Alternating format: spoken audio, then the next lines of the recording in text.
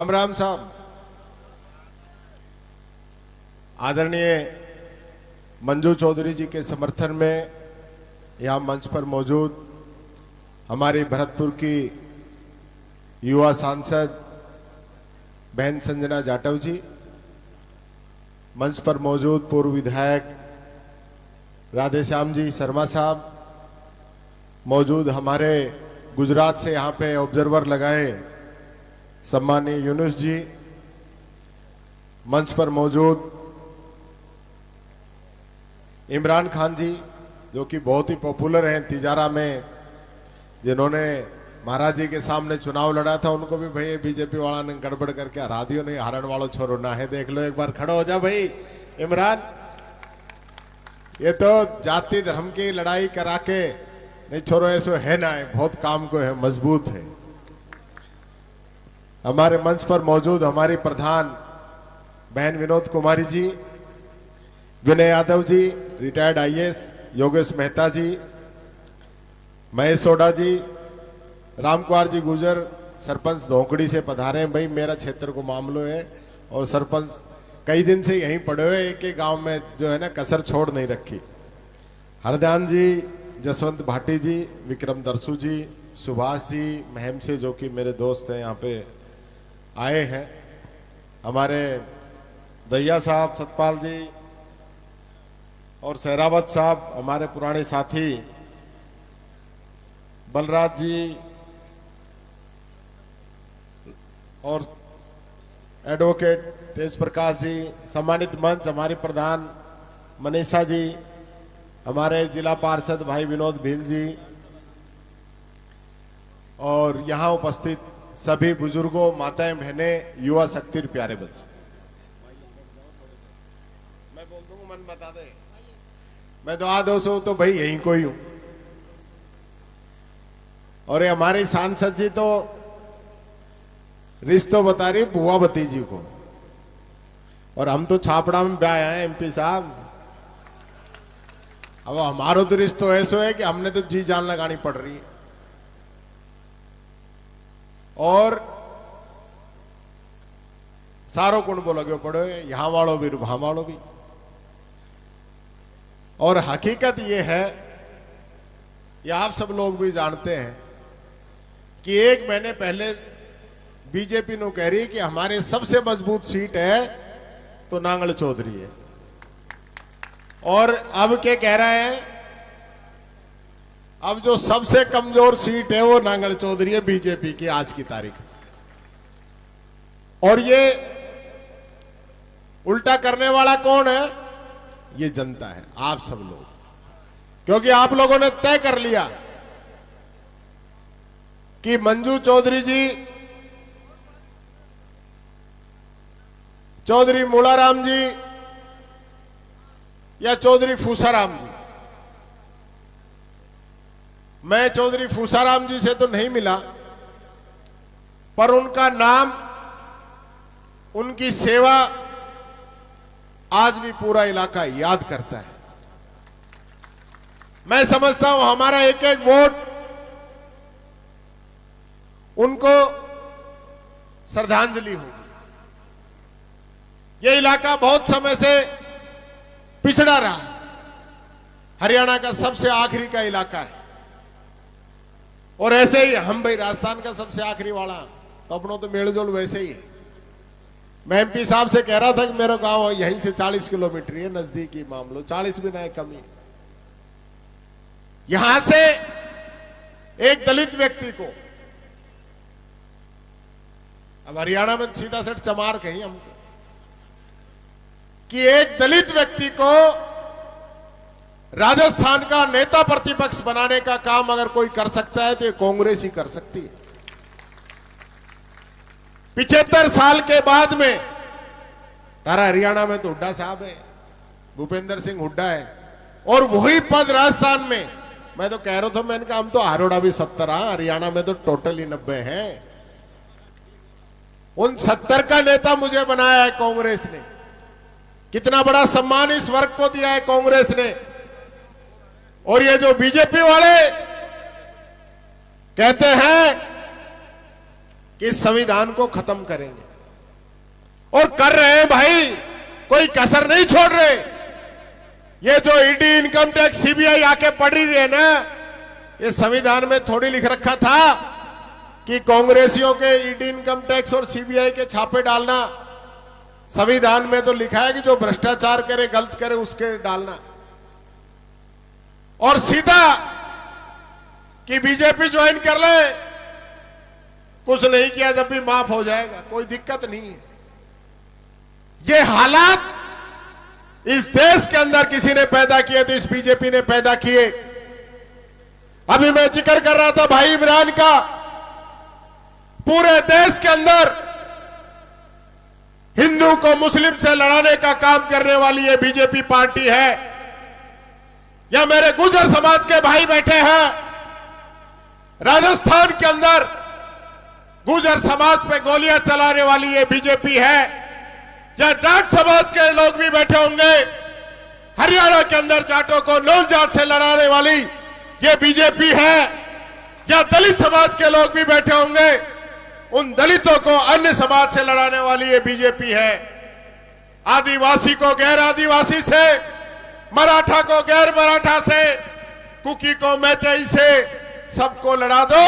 जो काम अंग्रेज करते थे, डिवाइड एंड रूल्स, ये फूट डालो राज करो की नीति, ये अंग्रेज, काले अंग्रेज जो बीजेपी के लोग हैं आज हमारे देश के अंदर कर रहे हैं।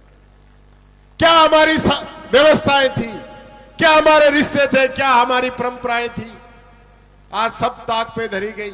एक तो पकड़ा दियो मोबाइल,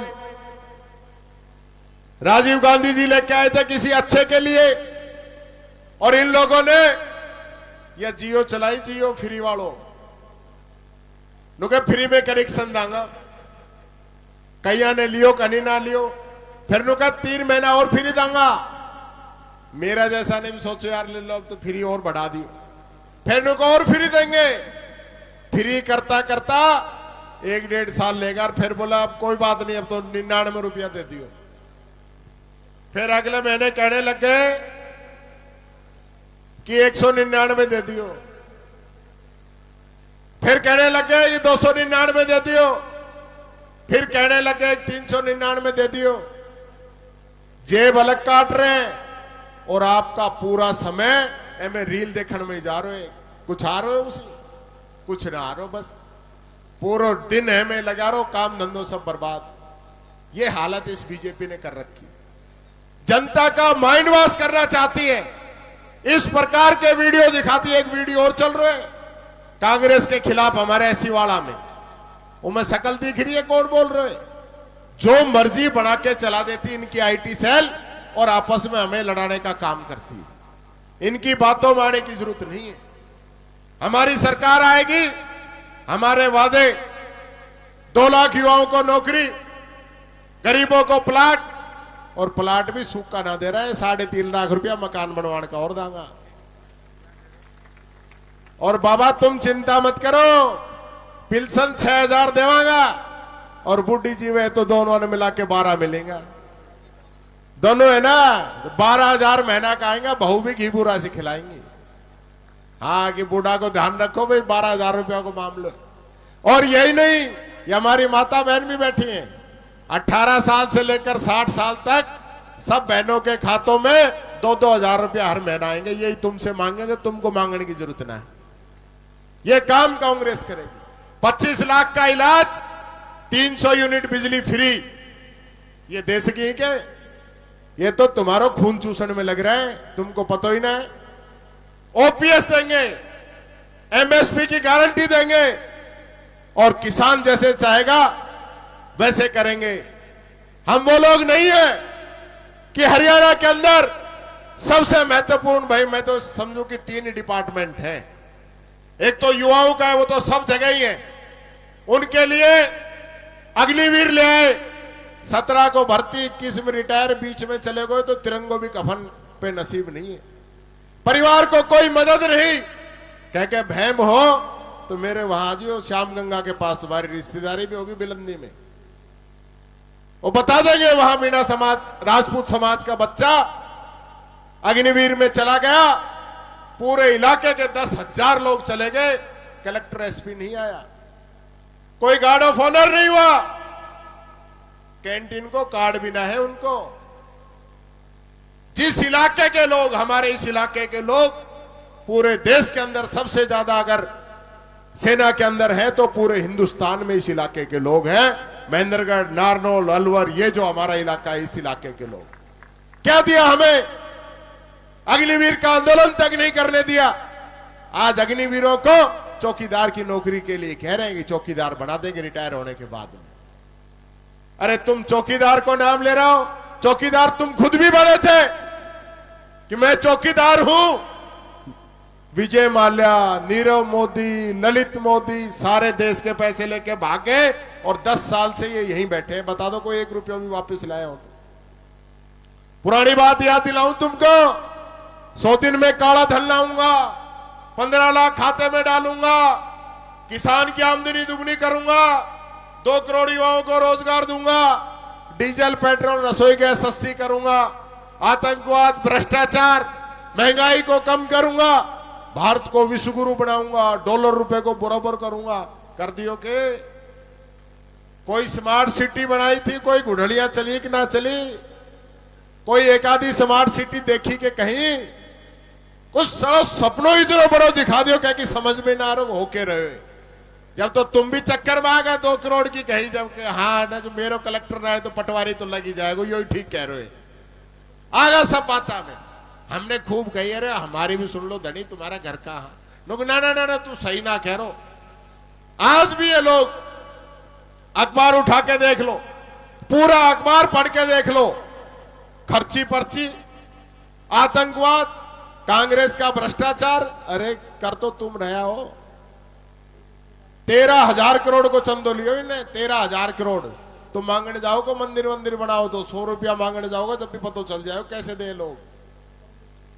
ऐसे लोग आज सत्ता के अंदर आ गए। मेरे कहने का मतलब ये है, अभी अमित शाह भी आए बताए 2-4 दिन पहले यहां, ये मोदी बुला ले जब भी ना जीत रहा नांगल चौधरी तो मंजू जीतेगी।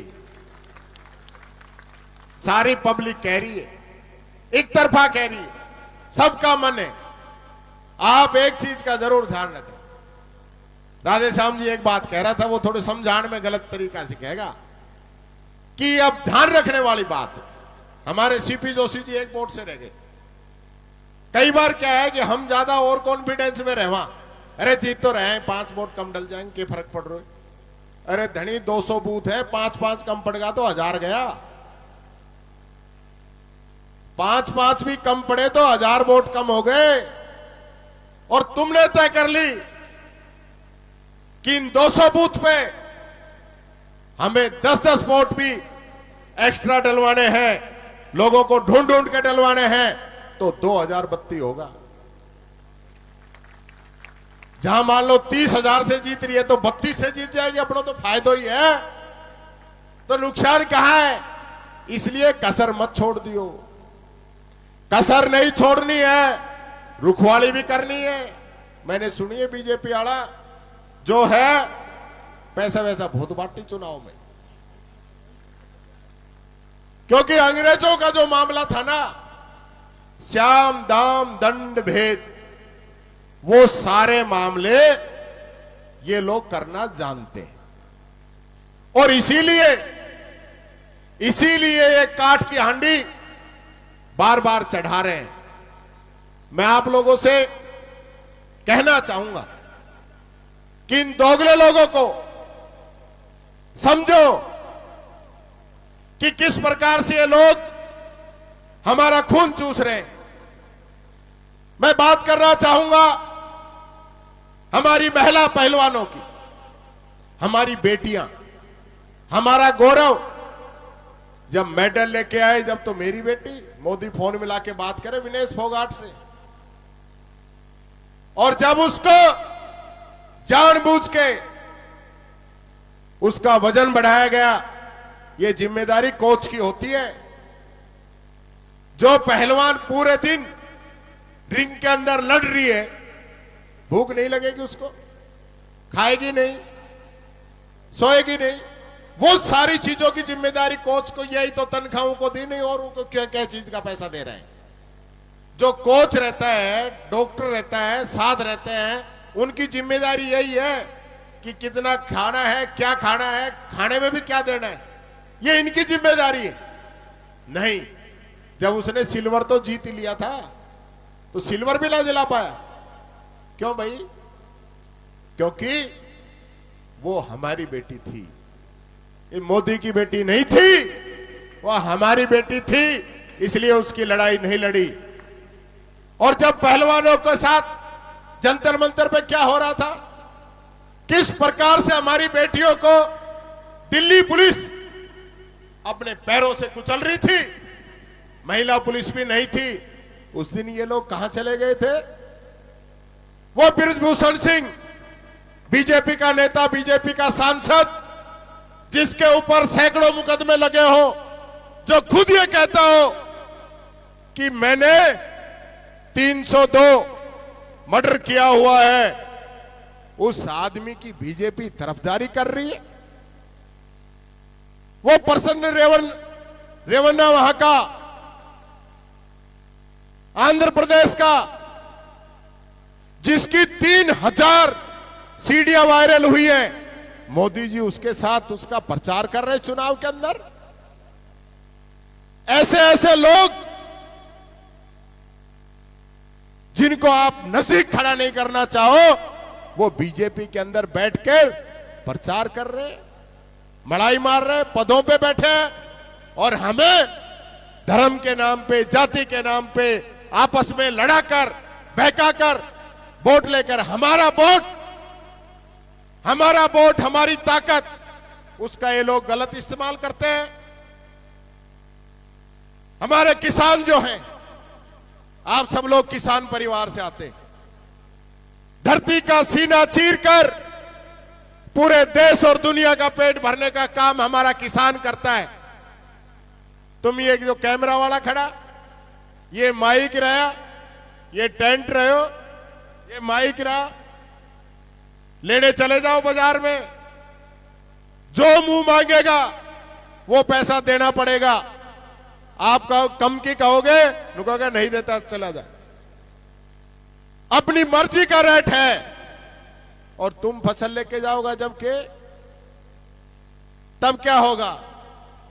सीधी परखी मारेगो और कहेगो 2000 दूंगा, बोल।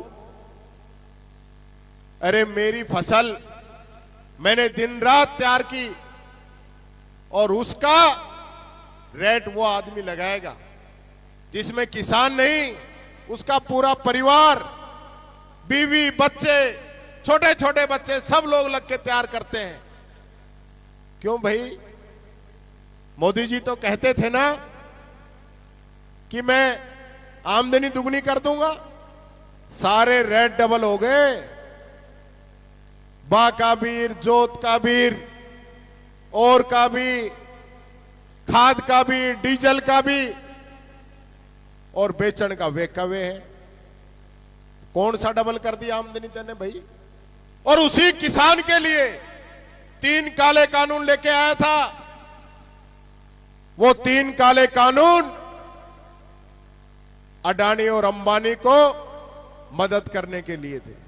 चिंता मत करो, हेलीकॉप्टर आएगा जितने मैं ही बोलूंगा, तुम इधर उधर मत देखो। मेरी भी ड्यूटी लगा देने के लंबो बोल, क्योंकि दीपेंद्र आने वालों है 2-4 मिनट में, तो इतने बोलो तू ही खींच दे। अरे सासरा में आवाज, सासरा वाली वहीं आवाज ना निकले, यहां निकलेगी के? हाँ, क्या कि निकली आवाज, घर वाले के आगे सब चुप रही। तो भाई 3 काले कानून अडानी अंबानी को फायदा देने के लिए,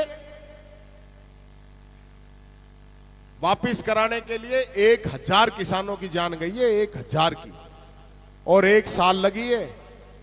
वो किसान काले कानून वापिस कराने गए, तब उनको कहा भाई ये मन भी दिखगा, मैं भी यही सोच रहा हूं, मैं खत्म करूं, एक सुनवा दो तुम्हारो। नहीं तो 3 काले कानून वापिस कराने गए, उन पे गोलियां चलाई गई, सड़कों पे कीलें बिछाई गई, सरिये लगाए गए, और किसान को आतंकवादी बताया गया। यह काम इस बीजेपी के लोगों के द्वारा किया गया। दलित अत्याचार के ऊपर ये बात नहीं करते हैं। आज दलितों पे अत्याचार हरियाणा में, बुजुर्गों पे अत्याचार हरियाणा में, महिलाओं पे अत्याचार हरियाणा में, और जिस हरियाणा की पहचान कई पूरे दुनिया के अंदर, देश के अंदर अव्वल पे होती थी कि हरियाणा नंबर 1, हरियाणा मेरा नंबर 1, आज हरियाणा नंबर 1 है बेरोजगारी के अंदर, हरियाणा नंबर 1 है भ्रष्टाचार के अंदर। और ये सारे काले कारनामे इस बीजेपी के हैं। इस बीजेपी के लोगों ने कोई कमी नहीं छोड़ी इस हरियाणा को लूटने के लिए। इस हरियाणा का सत्यानाश करने का काम इस बीजेपी के सरकार ने किया है। और ये नहीं है कि इनको पता नहीं हो, इनको पता है। तो पहले तो एमएलए बदल रहे हैं, फिर मंत्री बदल रहे हैं, अपनों भी तो बदल दियो, एडीओ ने बदल दियो थो ना, फिर डिप्टी सीएम बदल दियो, दुष्यंत को भी हटा दियो, फिर सीएम भी बदल दियो कि खट्टर को भी हटाओ। भाई खट्टर का भी चैप्टर क्लोज करो, खट्टर भी हटा दियो। अब मैंने पूछी लोगों से, मैंने कहा यार इन्हें मंत्री बदल दिया, डिप्टी सीएम बदल दिया, सीएम बदल दिया, अब क्या चाहो तुम? नो कहे हम तो सरकार बदलेंगे, इनके बदलने से काम नहीं चलने वाला। इसलिए मेरे साथियों, इस सरकार को बदलना है। इस सरकार को बदलने से पहले दम मत लेना। और एक बात, चलो दूसरी और ईमानदारी से पूछता हूं, ईमानदारी से, कोई भाषण, राजनीतिक भाषण नहीं है। हरियाणा में सरकार कांग्रेस की आ रही है कि ना आ रही है? आ रही है ना भाई? पीछा वाला 2-4 जना ना ठाए, सभी ठाओ, फिर आ रही है तो सब ठाओ। ये हुई बात। जब सरकार आ रही है तो भाई राज में साझो भी तो करोगा कि ना करोगा? तो राज में साझा होना चाहिए। दो ही चीज है भाई, कि तो रामराज